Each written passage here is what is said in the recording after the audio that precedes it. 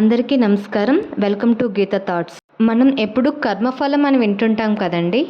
మనకు జరిగే మంచి లేదా చెడు ఏదైనా మన కర్మని ఆచరించే వస్తుంది అంటారు కదా.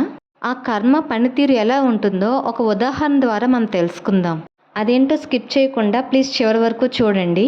ఒకరోజు రవి గంగా నదిలో స్నానం చేస్తుంటాడు. స్నానం చేస్తూ ఉంటే తనకు ఒక సందేహం వస్తుంది. వెంటనే గంగా నదిని ఇలా అడుగుతాడు, అమ్మా, ఎందరో ఎన్నో పాపాలు చేసి నదిలో మునకలేస్తున్నారు. వారి వారి పాపం వదిలేస్తున్నారు. మరి ఇంతమంది పాప భారం ఎలా మోస్తున్నావు తల్లి అని అడుగుతాడు.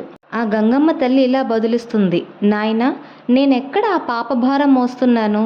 అవన్నీ తీసుకెళ్ళి సముద్రంలో కలిపేస్తున్నాను కదా అని అందంట.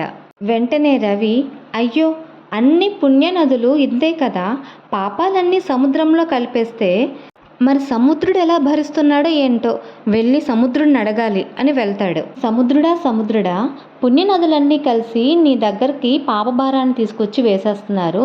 నువ్వు వాటన్నిటిని ఎలా భరిస్తున్నావు అని అడుగుతాడు. దానికి సముద్రుడు బదులిస్తూ, నేనెక్కడ భరిస్తున్నాను? ఆ పాపాలను వెంటనే ఆవిరిగా మార్చి పైకి మేఘాలలోనికి పంపిస్తున్నాను కదా అని అంటాడు.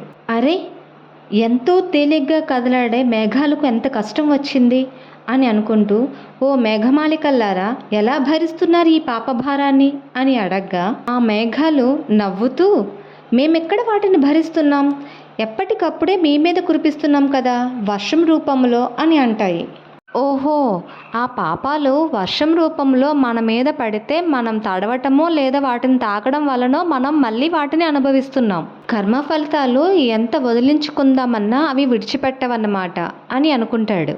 ఇదం తీర్థం భ్రమంతి తామసా జనాః ఆత్మతీర్థం న జానంతి కథం మోక్షః శృణు ప్రియే. ఈ శ్లోకాన్ని పరమశివుడు పార్వతికి ఉపదేశిస్తాడు.